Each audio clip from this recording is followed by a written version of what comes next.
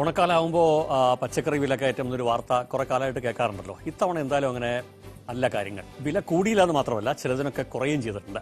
പതിറ്റാണ്ടുകളുടെ ആദ്യമായിട്ടാണ് പച്ചക്കറി വിലക്കയറ്റം ഇല്ലാത്ത ഓണം എന്നാണ് വ്യാപാരികൾ പറയുന്നത്. ഇതിന്റെ ആശ്വാസത്തിലാണ് കോഴിക്കോട് നഗരത്തിലെ ചെറുതും വലുതുമായിട്ടുള്ള കാറ്ററിംഗ് യൂണിറ്റുകൾ.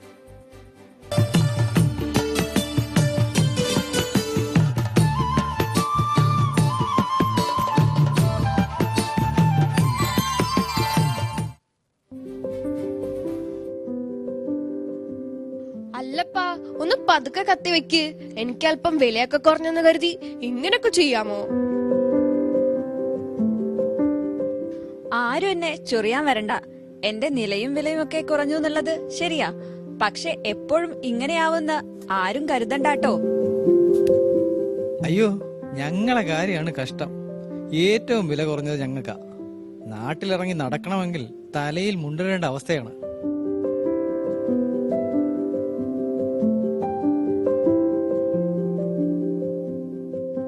ഇപ്രാവശ്യമുള്ള ആകെയുള്ള ഒരു സന്തോഷം, പച്ചക്കറിക്കൊക്കെ വളരെ വില കുറവാണ്. തക്കാളി 25, കുറച്ച് പയറിന് മാത്രമേ കുറച്ചൊരു ഹൈക്കുള്ളൂ.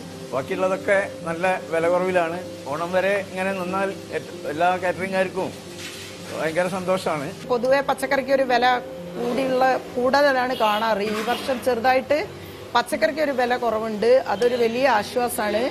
ഓണം വരെ ഈ വില ഇങ്ങനെ തന്നെ നിന്നാൽ നമുക്കൊരു സന്തോഷമായിരിക്കും. ഓണത്തിന് ഇനിയും ദിവസങ്ങളുണ്ട്. അപ്പോഴേക്കും ഇനി വില കൂടുമോ എന്തോ. കോഴിക്കോട് നിന്ന് വി ജയരാജനൊപ്പം ദീപ്തീഷ് കൃഷ്ണ, മനോരമ ന്യൂസ്.